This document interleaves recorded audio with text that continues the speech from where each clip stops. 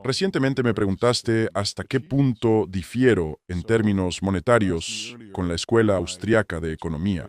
Bueno, creo que esta es la razón por la que no me considero un libertario en toda la extensión de la palabra, porque me resulta difícil no ver cómo han sido posibles los grandes logros, especialmente los de las monarquías. Me interesa mucho ver qué va a hacer el Departamento de Eficiencia Gubernamental, DOGE por sus siglas en inglés, en los Estados Unidos. De igual forma, me interesan mucho los efectos económicos de las políticas aplicadas por el gobierno de Javier Milei en Argentina, porque me inspira mucho la mentalidad positiva de estos políticos. En cuanto a Roger Ver, su vida ha sido para mí el ejemplo increíble de una persona que intenta promover esa causa, el ideal de un mundo en el que los individuos son mucho más libres para decidir qué rumbo deben tomar sus vidas y en el que los gobiernos están mucho más restringidos en el ejercicio de su poder. No hay almuerzo gratis.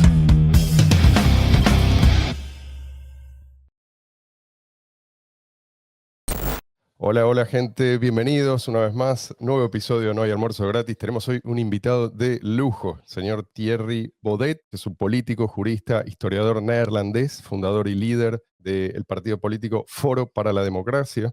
Y dentro del mundo cripto se hizo conocido por hablar abiertamente acerca del secuestro de Bitcoin y de la persecución, quizás algo conectado, ¿no? De la injusta, yo diría, persecución de Roger Ver. Usted ha sido quizás uno de los políticos más difamados últimamente. Yo creo que si uno se queda con los titulares, uno tiene que concluir que usted es prácticamente un demente. Pero resulta que muchas cosas que uno lee, después se da cuenta que son mentiras. Yo tuve que traducir textos del holandés para contrarrestar a mi manera toda esta maquinaria propagandística y enterarme de lo que usted realmente había dicho o en qué contexto quizás lo había dicho. ¿Cuál es la acusación más disparatada que se ha lanzado contra usted y por qué usted diría que es disparatada?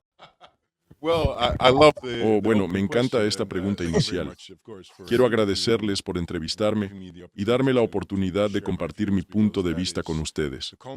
Como consecuencia de la campaña de demonización que ha caído sobre mí, justo ahora en Holanda, me es muy difícil expresar lo que pienso a través de la televisión y de los periódicos. Creo que no podría señalar una única frase entre las que usan en mi contra, aunque siempre se trata de las mismas palabras, repetidas una y otra vez. Siempre usan términos difamatorios y sugieren que mi partido y yo somos en esencia odiosos y agresivos con otras personas. La verdad es que nosotros no juzgamos a los otros como gente con opiniones y creencias distintas, sino como seres humanos con los que podemos relacionarnos. En los medios se suele dar a entender que, al ser supuestamente odiosos, somos peligrosos, y afirman que socavamos la sociedad democrática, así como el Estado de Derecho y todo lo relacionado. Si bien, repito, no podría citar una única palabra, puedo decir que el mensaje subyacente que intentan vender es que no somos sinceros. Tratan de hacer ver como que no tenemos integridad y que tenemos segundas intenciones, como cuando insinúan que nos ha sobornado Rusia. También tratan de hacernos ver como creyentes de teorías conspirativas extravagantes sin respaldo intelectual.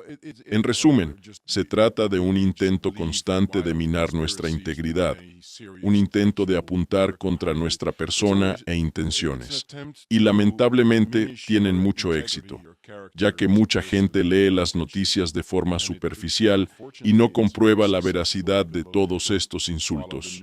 El que medios de comunicación se comporten de esta forma es un mecanismo de defensa del sistema contra la gente que quiere cambiar las cosas, y desafortunadamente ha resultado ser una técnica muy efectiva. Quería saber, en su opinión, cuál es la principal amenaza que enfrenta hoy en día Europa. La principal amenaza a la que se enfrenta Europa es la cultura del odio hacia uno mismo, de la cual surge el misticismo climático, una religión secular en torno a la culpabilidad, así como la incapacidad de defendernos contra la inmigración masiva, y la creencia de que necesitamos un gobierno que imponga la igualdad, porque se piensa que si hay ricos, estos abusarán de su poder. De eso concluyen que necesitamos un gobierno maternal que se ocupe de todo. El arte moderno también constituye una expresión de odio hacia lo que somos, por lo que el problema más profundo que tenemos es una falta de confianza en nosotros mismos, una falta de amor propio. Hay una ausencia de orgullo respecto a lo que somos como europeos, así como respecto a lo que podemos lograr, y todos los fenómenos políticos a los que nos oponemos son los síntomas de esa enfermedad. Sí, dale. I wanted to ask you a question. Quería hacerte una pregunta. Mencionaste el libro El secuestro de Bitcoin de Roger Ver en el Parlamento holandés, y al hacerlo te uniste a gente como Godfrey Bloom, quien una vez en un foro político citó a Murray Rothbard al mencionar a los anarcolibertarios, es decir, a los libertarios que son partidarios del derecho natural. ¿Cómo llegó a ti, en primer lugar, una copia de Hijacking Bitcoin? Bueno, durante mucho tiempo he sido fan de Roger Ver. He estado profundamente influenciado por el movimiento anarcocapitalista desde mis primeros años de estudiante y he sido partidario de la tecnología blockchain y de las criptomonedas. Esto deriva de que he sido también defensor de la filosofía sobre el dinero de la Escuela Austriaca de Economía, la cual esencialmente señala que el dinero no debería ser una prerrogativa nacional ni algo emitido por los gobiernos, sino que por el contrario debería estar fundamentalmente fuera del alcance del control regulatorio. En cuanto a Roger Ver, su vida ha sido para mí el ejemplo increíble de una persona que intenta promover esa causa. El ideal de un mundo en el que los individuos son mucho más libres para decidir qué rumbo deben tomar sus vidas y en el que los gobiernos están mucho más restringidos en el ejercicio de su poder. ¿Cree que es posible la adopción masiva de una moneda no estatal, quizás después del colapso del sistema monetario y financiero tal como lo conocemos? ¿O estamos condenados a la corrupción de la moneda? Creo que es posible, y creo que hubo algo así antes de 1913, antes de la creación del sistema monetario moderno, de modo que tenemos pruebas históricas al respecto. Creo que las criptomonedas, en términos generales, y no soy un maximalista de Bitcoin, así que no estoy obsesionado con esta moneda en particular, pero creo que Bitcoin tiene muchos defectos y que otras criptomonedas podrían ser muy interesantes como complementos para Bitcoin. Por ejemplo, Sano, o como alternativas a Bitcoin, por ejemplo, Bitcoin Cash. Pero sí, creo que eso es totalmente posible. Por cierto, me disculpo por el ruido. Lo que están oyendo de fondo es el alboroto escolar al que llamamos Parlamento. No hay problema. Si a ti no te incomoda, está bien. En cuanto a tu otra pregunta sobre cómo responderán los gobiernos cuando algo así suceda, creo que el camino puede ser difícil, porque a los gobiernos no les va a gustar renunciar a su poder. Por esa misma razón, también espero que la adopción sea gradual y que la retirada del sistema bancario sea lenta. Creo que definitivamente ese es el objetivo de la filosofía detrás del documento técnico de Bitcoin. La posibilidad de transacciones directas entre particulares y la desbancarización de la moneda.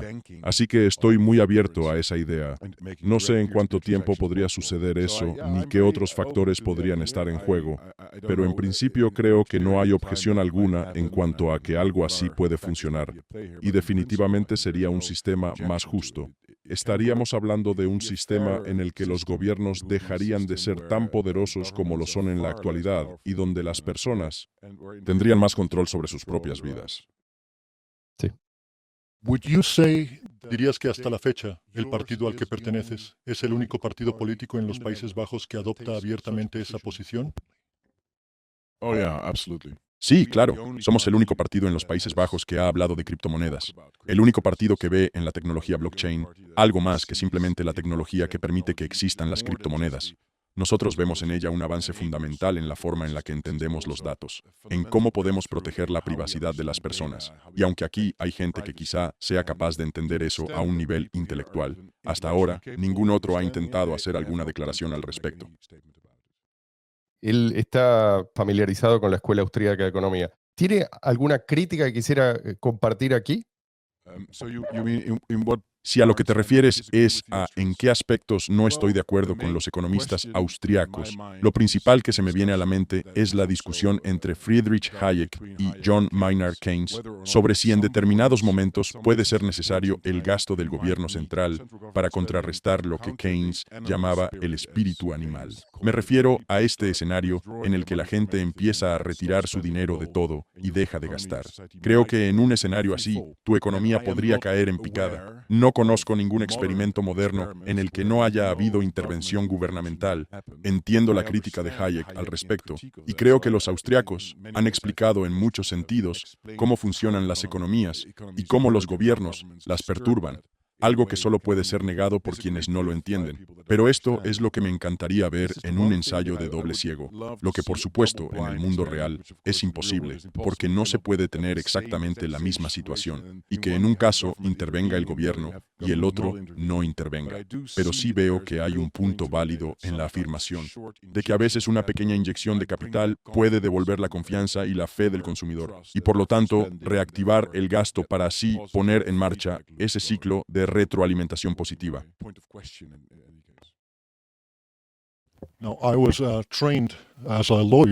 Tengo una pregunta respecto al artículo 120 de la Constitución holandesa. Yo me formé como abogado y vengo de Costa Rica, donde se encuentra la Corte Interamericana de Derechos Humanos. Me enteré de que según la Constitución holandesa, la constitucionalidad de las leyes no puede ser revisada por los jueces. Eso significa que si el Reino de los Países Bajos se retira de la Unión Europea, como lo hizo el Reino Unido, los ciudadanos holandeses se quedarían sin la opción de demandar al gobierno cuando consideren que una ley aprobada por el Parlamento viola sus derechos fundamentales. Es decir, no podrían demandar al Estado con el fin de vetar los efectos jurídicos del poder sobre sí mismos. Esto supone que el ciudadano de a pie carece del poder de veto, al que sin embargo tienen acceso los poderosos, como en el caso de Joe Biden con su hijo. Esto me parece particularmente interesante desde el punto de vista de la asimetría entre el poder y la libertad. Mi pregunta sería, ¿qué sugiere usted? Ahora en el Reino Unido hay discusiones como por ejemplo la iniciada por parte de Lord Sumption, el ex juez de la Corte Suprema, sobre confeccionar una carta interna de derechos que en el Reino Unido actualmente no existe, una que reemplace al instrumento actual, que sería el Tratado de los años 50 sobre la jurisdicción del Tribunal Europeo de Derechos Humanos, aplicable a los países miembros de ese tratado. Sí, esa es una gran pregunta.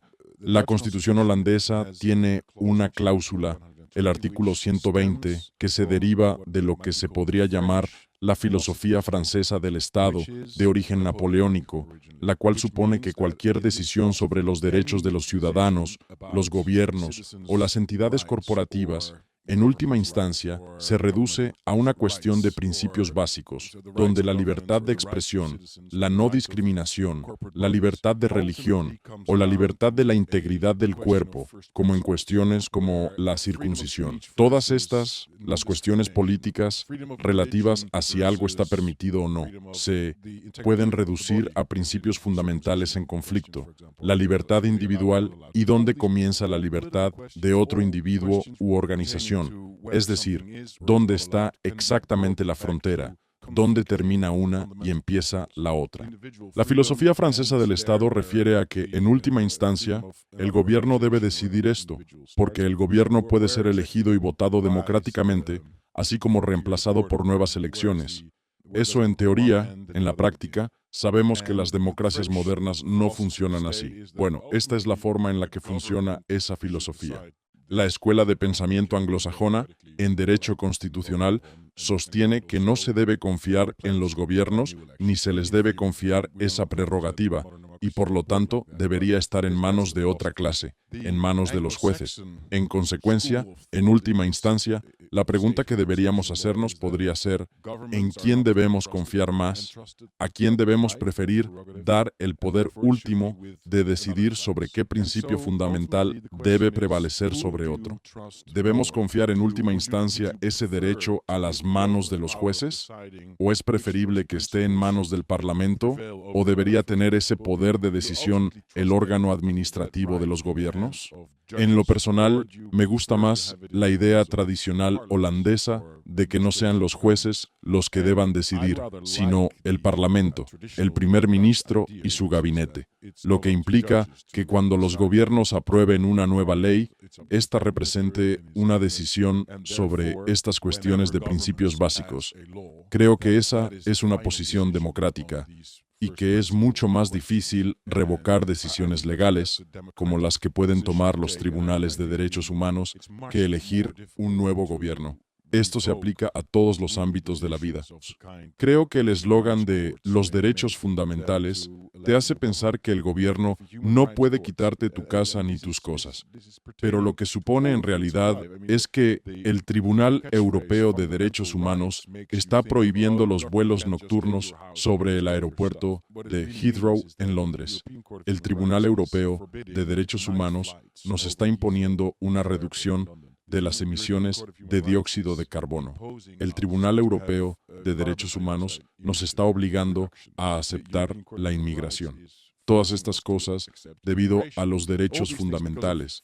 Así que el poder máximo está ahora en manos de los tribunales y no de los parlamentos. Y si quieres cambiar eso, ¿qué haces?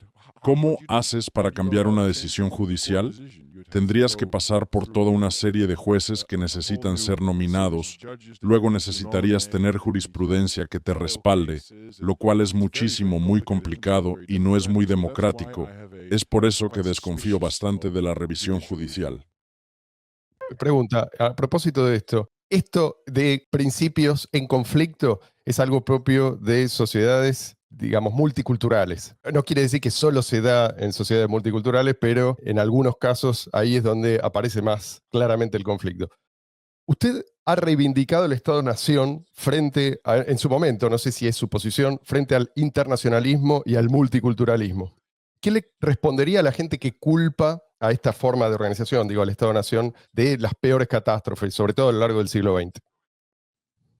No necesariamente me refiero a los estados-nación, sino a los estados. Es cierto que los estados han sido responsables de las mayores guerras, destrucción, traumas y pérdidas de vidas. Sin embargo, también han sido responsables de los mayores logros. Recientemente me preguntaste hasta qué punto difiero en términos monetarios con la Escuela Austriaca de Economía. Bueno, creo que esta es la razón por la que no me considero un libertario en toda la extensión de la palabra, porque me resulta difícil no ver cómo han sido posibles los grandes logros, especialmente los de las monarquías. Se podría decir que solo las monarquías han creado belleza. Si pensamos en España y en Francia, es decir, las grandes monarquías de Europa han sido responsables de la mayor creación en términos de artes, universidades, y lo mismo aplica a Inglaterra, por ejemplo. Mientras que las repúblicas no han sido tanto el caso, es mucho más difícil para ellas. Por supuesto, lamento muchas cosas que han hecho los estados, pero también creo que existe una forma de orden que los seres humanos parecen necesitar para lograr grandes cosas. Y por supuesto, han sido pocos y raros de ver los experimentos libertarios. Pero también debemos tener en cuenta que el libertarismo ha sido una ideología abrazada fundamentalmente por personas con un coeficiente intelectual muy alto. Y eso no es lo habitual en la sociedad. Creo que si nos planteáramos cómo sería un mundo basado en la inteligencia artificial, este probablemente sería a su vez un mundo libertario. Probablemente no habría una distinción entre lo individual y lo colectivo. Quizá sería concebido como lo mismo. Creo que para una persona con un coeficiente intelectual mayor a 200, probablemente se vean como la misma cosa. Me parece que cualquier computadora o cualquier robot entendería su lugar jerárquico en el gran esquema de las cosas. Ahora bien, creo que forma parte de la gran belleza de las sociedades humanas, que también tendemos a necesitar el caos. Y las guerras han sido gloriosas también, digamos, han sido muy inspiradoras para que la gente haga arte y reconstruya las cosas de nuevo. Por lo tanto, creo que hay algo muy complejo y paradójico en cuanto a los puntos de vista que tengo sobre la estatalidad y también sobre la relativa falta de libertad que trae consigo la estatalidad. Quería felicitarte por el reciente nacimiento de tu hija y por la ampliación de tu familia, y a propósito del hecho de que los estados promueven la muerte de inocentes, y con esto no deseo ponerte en una posición incómoda como a Theo Van Gogh o Pim Fortuyn, haciéndote preguntas políticamente incorrectas. Pero si pudieras describirle al público argentino y al público latinoamericano, y he aquí un dato histórico, ya que mencionaste las monarquías. Si miraras un globo terráqueo del año 1520, verías que la zona que hoy es Costa Rica, país de donde vengo, y la zona que hoy son los Países Bajos, eran parte de la misma casa monárquica, la de Habsburgo. Volviendo a la pregunta, me gustaría que a propósito de la maravillosa llegada de tu bebé, compartieras cómo se censuró no hace mucho tiempo en Holanda el debate sobre el asesinato de niños inocentes. Como muchos países en el mundo, los Países Bajos reconocen un cierto derecho de las madres a interrumpir un embarazo, a abortarlo. Y el gran debate es, ¿cuántas semanas se deberían permitir? En Estados Unidos hay gente que dice que debería ser posible abortar hasta el día antes del parto, mientras otros dicen que no. En la ley islámica, por ejemplo, se permite hasta los 40 días, lo que equivale aproximadamente a 5 semanas y media. La ley holandesa actualmente lo permite hasta las 24 semanas, lo que en nuestra opinión es demasiado, porque cuando el bebé es sacado del útero a las 24 semanas, puede sobrevivir fuera del cuerpo de la madre, lo que en nuestra opinión significa que es vida y que ya es una pequeña persona. Para dejar claro este punto, en el Parlamento tuvimos un debate sobre este tema. Uno de los miembros de mi partido sacó de una bolsa el ejemplar de un feto de un tamaño medio posterior a 24 semanas, en el que se pueden observar orejas, ojos y una cabecita, por supuesto. Todo está ahí. Por tanto, nuestra opinión es que 24 semanas no es lo adecuado, es demasiado tarde. Podemos entender que haya situaciones, y por supuesto que se trata de un tema muy delicado. No somos totalmente abolicionistas. Creemos que pueden haber situaciones excepcionales por muy trágicas que sean, pero 24 semanas es demasiado tiempo. Cuando mostró eso, se detuvo el debate. No se le permitió plantear ese argumento con el pequeño feto porque se consideró insensible, insultante, y para mí esto es típico de la forma en que se reprimen los debates aquí en los Países Bajos. No estamos manteniendo debates fundamentales. Creo que precisamente ese punto debería debatirse. Es de lo que estamos hablando. ¿Está usted a favor? Ok, entonces, plantee su punto. Plantee su argumento. Dinos por qué. Nosotros estamos en contra. Tú estás a favor. De esto es de lo que estamos hablando. No es una abstracción. No es un número. No es una cifra en un libro. Es una realidad. Y yo lo he experimentado muy íntimamente, como acabas de mencionar en tu pregunta, al volver a ser padre la semana pasada, de una niñita. Ahora ella está físicamente con nosotros, en el sentido de que la puedo sostener y ella puede mirarme a los ojos.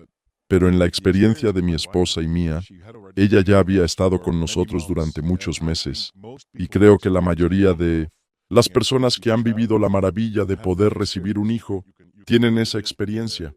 Lo puedes sostener en la barriga, lo puedes ver moverse, tiene un latido de corazón, y esas son cosas muy íntimas. Y me parece muy importante que como sociedad tomemos esto profundamente en serio, porque en última instancia es una cuestión sobre valorar la vida humana y no convertirnos en una sociedad donde las personas y el sexo y el amor y todas estas cosas se instrumentalicen. Pregunta, últimamente hemos visto mucho apoyo popular a candidatos que son, digamos así, detestados por el establishment. ¿Usted cree que puede ser usted una de estas sorpresas en el futuro? ¿Puede convertirse en uno más? Sí, creo que es altamente posible que mi partido tenga mucho éxito en las próximas elecciones holandesas. Así también creo que hay un grupo importante de personas en los Países Bajos que simpatizan con la llamada Agenda Trump, la cual, debo decir, que es en gran medida también nuestra agenda, porque lo que supone es un menor gasto público, así como detener las políticas climáticas, controlar la inmigración, asegurarnos de que no se apliquen nunca más las medidas que hace unos años se aplicaron ante el COVID, las cuales realmente son inexcusables, y entre otras cosas más, detener también la guerra sin sentido en Ucrania. Considero que personas como Javier Milei, Santiago Abascal, Eric Zemmour, Nigel Farage, Giorgia Meloni y el partido AfD, Alternativa para Alemania, están más o menos del mismo lado del que estamos nosotros. Estamos promoviendo un renacimiento de la identidad europea y de la autoconfianza europea. Estamos presionando en contra de la agenda de la izquierda woke, del gobierno elefantiásico, y también en contra de la agenda del arte moderno. Creo que algo está sucediendo a nivel mundial. Está muy claro que hay un maremoto en la dirección correcta y eso me parece maravilloso. Por supuesto que también hay diferencias entre nosotros y es un hecho que si creemos en la coexistencia de diferentes culturas, debemos aceptar asimismo que diferentes culturas tienen movimientos diferentes, pero mientras la agenda principal sea idéntica, creo que es maravilloso que podamos cooperar entre nosotros. Y recién habló de la forma de gobierno, digamos, favorita de él. Creo que Europa se sigue alejando, ¿no?, de ese modelo. Entonces, la pregunta ¿es posible a esta altura rescatar Europa? Solo me gustaría corregir la primera afirmación. No estoy diciendo que soy monárquico en el sentido en que quisiera reinstaurar desde cero las monarquías. No estaba haciendo un comentario ideológico, sino histórico.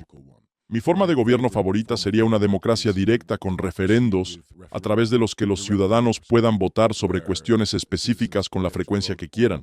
Creo que la cuestión de rescatar a Europa es más amplia que un sistema particular, porque los sistemas políticos solo tienen un impacto marginal en las sociedades, mientras que el despertar espiritual auténtico que necesitamos en Europa debe venir desde dentro, debe provenir de la gente misma.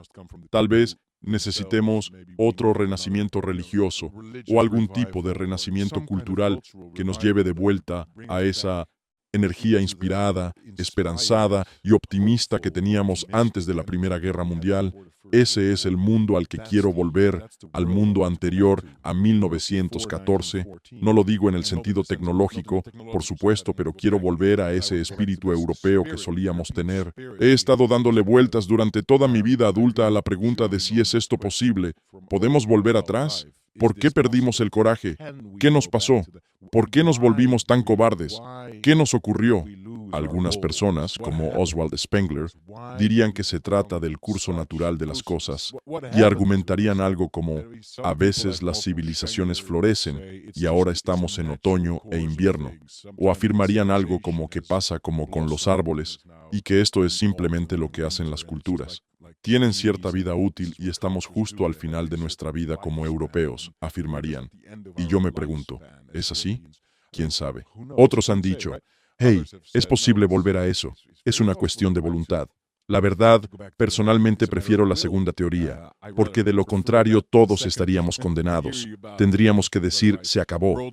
Yo vivo como si fuera un europeo de antes de 1914 y espero inspirar a otros a hacer lo mismo y a terminar con toda esa basura de la cultura woke, con eso de las disculpas y toda esa debilidad.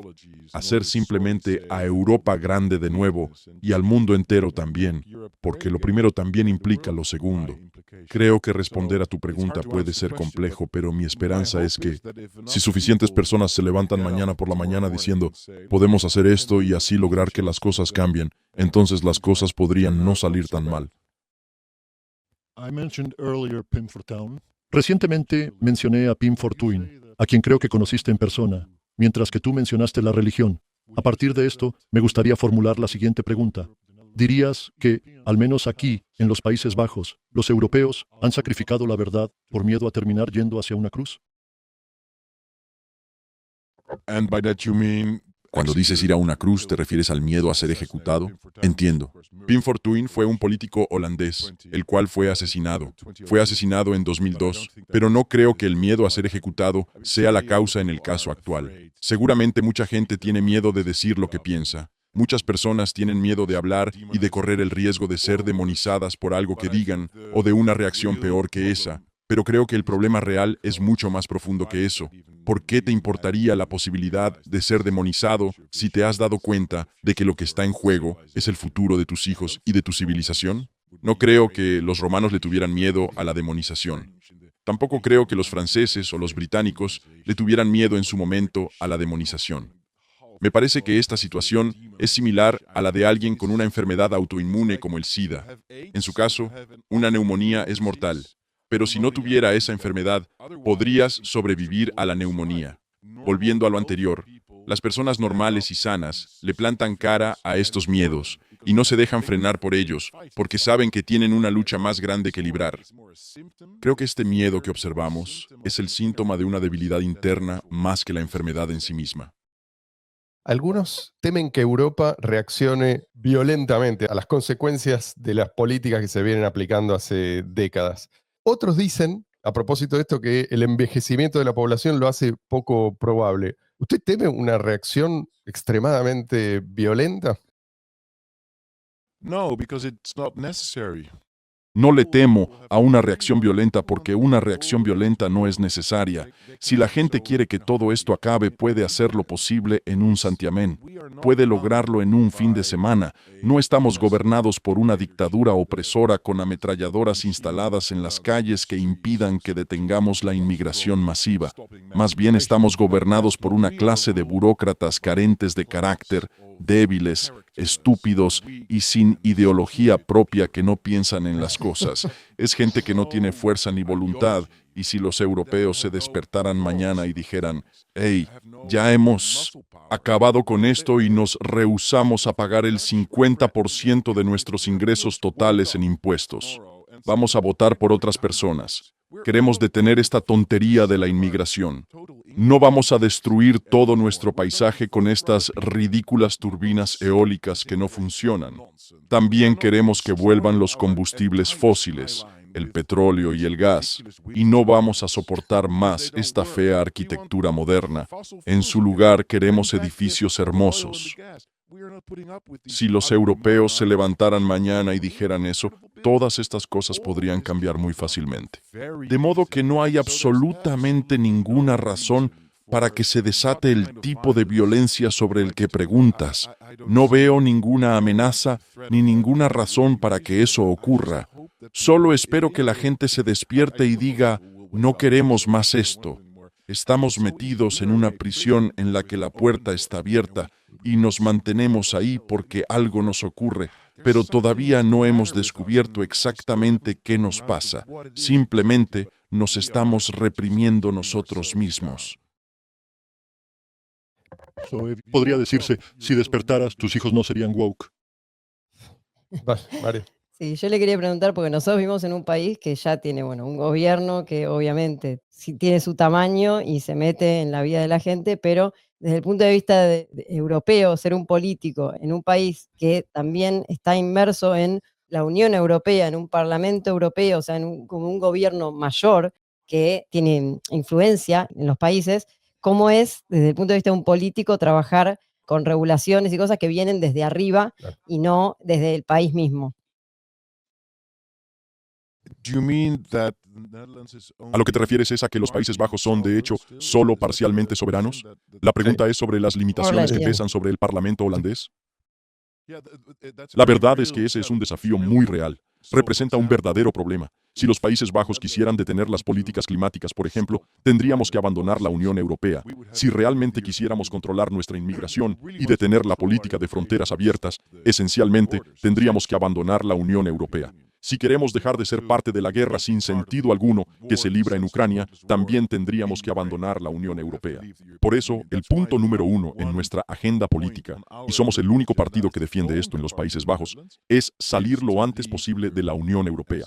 Es necesario salir de la Unión Europea, porque todo lo demás es imposible mientras sigamos formando parte de ella. Así que tenemos que irnos. Debemos recuperar la soberanía holandesa, y entonces podremos salvar el país.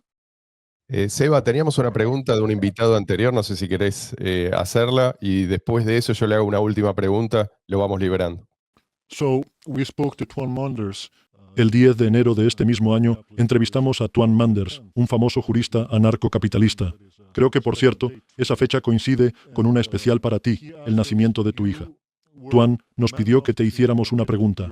Él nos contó que considera que fuiste lo suficientemente valiente como para cambiar tu posición respecto a los confinamientos durante el COVID, los cuales, al principio, pensaste que eran razonables, pero luego te diste cuenta de que se avecinaba una tiranía. Por otro lado, en cuanto a la reducción de impuestos, mencionó que había un impuesto que el gobierno holandés estaba promoviendo eliminar y que te opusiste a ello. Así que nos pidió preguntarte por qué no apoyabas la reducción o abolición de todos y cada uno de los impuestos.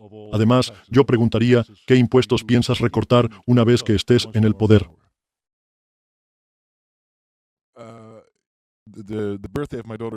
En cuanto al nacimiento de mi hija, en realidad fue el 9 de enero. Por cierto, quisiera mencionar que Tuan Manders es un muy buen amigo y también es un hombre muy inspirador. Y estoy muy agradecido con él por el cumplido que hizo respecto a mi cambio de opinión sobre las políticas aplicadas durante el COVID en Holanda. En lo referente al gasto público y a los impuestos, me interesa mucho ver qué va a hacer el Departamento de Eficiencia Gubernamental, DOGE por sus siglas en inglés, en los Estados Unidos. De igual forma, me interesan mucho los efectos económicos de las políticas aplicadas por el gobierno de Javier Milei en Argentina, porque me inspira mucho la mentalidad positiva de estos políticos, pero también me preocupa que se destruya mucha infraestructura social en el proceso y que no pueda recuperarse. También quisiera añadir que conozco la teoría anarcocapitalista respecto al sector privado. Yo mismo soy un gran partidario de las empresas privadas. Me encanta la gente que crea sus propias empresas. De igual modo, me alegra que la gente gane dinero. Creo que es genial que los empresarios reciban todo el reconocimiento posible por el trabajo que hacen, y también creo que es genial que la gente ame sus productos. Del mismo modo, me encanta esa forma de pensar que señala que todo sector tomado por el gobierno se vuelve ineficiente, así como la afirmación de que el bien público es un ideal demasiado abstracto como para realmente motivar a las personas. La verdad es que entiendo todos estos argumentos, pero hay que atender al contexto. Admito que esto es todo un tema y que este es un campo en el que voy a buscar las mejores prácticas posibles. Me gustaría comentar aquí que, si tenemos en cuenta todos los subsidios que recibe la gente en los Países Bajos, así como la cantidad de personas que dependen del gobierno, nos podremos dar cuenta de que se ha llegado a tal magnitud que el panorama se ha vuelto como un castillo de naipes. En consecuencia, no se pueden tomar decisiones a la ligera o se terminará perjudicando a mucha gente. Quería decir esto porque esto no se entiende con tanta facilidad en países sin tanto intervencionismo.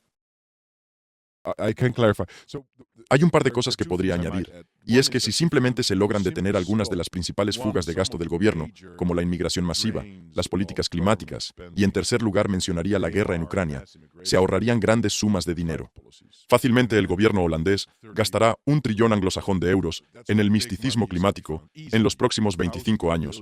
Esa cantidad equivale a 1000 veces 1.000 millones de euros. Además, estamos dejando otro trillón en gas natural que no estamos extrayendo del suelo debido a esa misma religión climática. Eso suma un posible ahorro de 2 trillones anglosajones de euros, tras el cual sería viable reducir los impuestos de forma muy drástica. La segunda cosa sería la inmigración masiva, la cual resulta extremadamente costosa para nosotros. Si se le pone fin a eso y se aplica una política de remigración, se ahorrará mucho dinero y la sociedad se volverá más sana. Por otra parte, en relación con tu pregunta, lo que precisamente quería decir es que en los Países Bajos, el estado de bienestar y el sistema económico en general se ha convertido en un castillo de naipes, uno muy complejo, en el que si alguien gana 1.000 euros, recibe 200 euros en ayudas para el alquiler, y luego 500 por esto y 200 más por aquello otro. Es un sistema extremadamente complejo. En el programa de nuestro partido hemos incluido nuestro deseo de establecer una cantidad libre de impuestos. Supongamos que se establece que esa cantidad es de 30.000 euros. Eso significaría que los primeros 30.000 euros que gane una persona no serán grabados. Así también, habría un impuesto fijo que se aplicaría sobre la cantidad que sobrepase dicha brecha. Claro, inicialmente, el monto deberá ser más bajo, pero doy como ejemplo 30.000, porque ese sería nuestro objetivo final. Quiero decir, nos gustaría que eventualmente llegue a ser un monto de esa magnitud.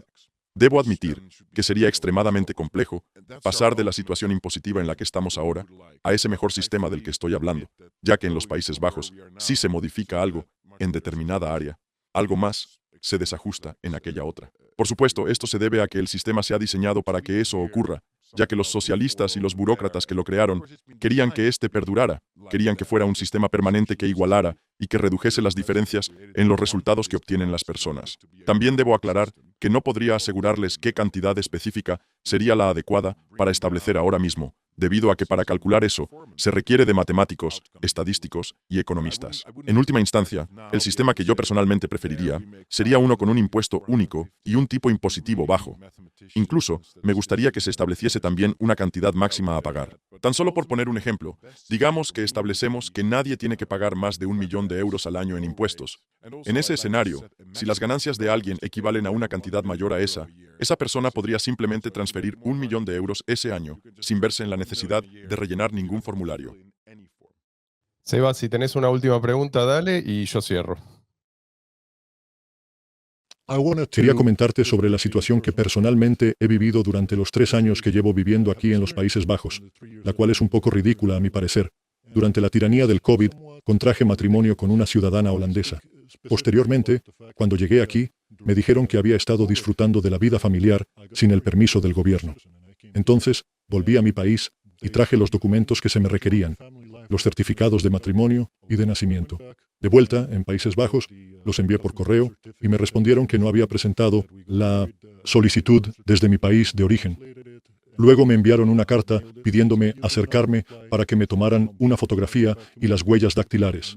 Así que cuando volé de regreso, me dijeron que no había iniciado el trámite desde mi propio país, por lo que les expliqué que la embajada de Holanda, en Costa Rica, estaba cerrada debido a los confinamientos, y que esa había sido la razón por la que cuando envié los documentos lo había hecho desde aquí, ya que nunca respondieron a nuestros correos electrónicos. Aún así, se negaron, y ahora los estamos llevando a los tribunales.